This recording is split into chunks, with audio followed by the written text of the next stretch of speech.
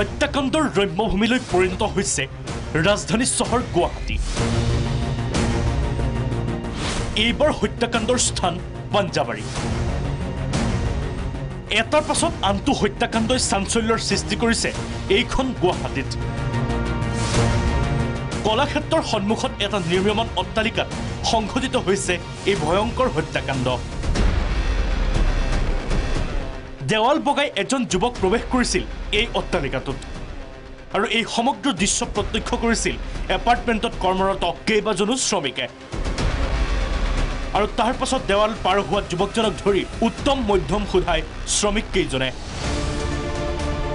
আৰু লগে লগে শ্ৰমিক কেইজনৰ প্ৰহাৰত থিতাতে নিহত হয় যুৱকজন। মোক লগতো ফোন কৰি কৈছিলে 8:10 মান বজাত খবৰ দিছিল যে এনেকুৱা এটা ঘটনা হৈছে। লগে লগ মই আহি পেলাই চাইছোঁ লেবাৰ মিস্ত্ৰী এটা আছে।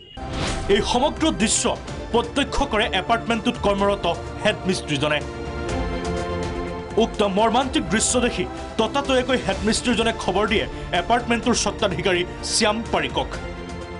বৰ্তমান পলাতক হত্যাকাৰী শ্ৰমিক কেইজন। শুনামতে চুৰ বুলি কৈছিলে, তেওঁলোকে আমাক খবৰ দিওঁতে চুৰ এজন আছিলে, এনেকৈ ধৰিছিলে বুলি কৈছে। তাৰপিছতে দুজন ধৰিলে, এতিয়া মাৰি পিটিয়ে পেলাই থৈ গ'ল নে কি কৰি গ'ল এইটোতো গম নাপাওঁ। ইয়াতে চুৰ হোৱা বুলি কৈছিলে, শ্ৰমিকে বোলে জনাইছিলে। উক্ত জঘন্য হত্যাকাণ্ডৰ পাছত আৰক্ষীয়ে আৰম্ভ কৰিছে প্ৰাথমিক তদন্ত। আৰক্ষীয়ে মৃতদেহটোৰ শৰীৰত প্ৰত্যক্ষ কৰিছে আঘাতৰ চিন। আৰক্ষীৰ তদন্তৰ পিছতে পোহৰলৈ আহিব সমগ্ৰ ঘটনাৰ ৰহস্য।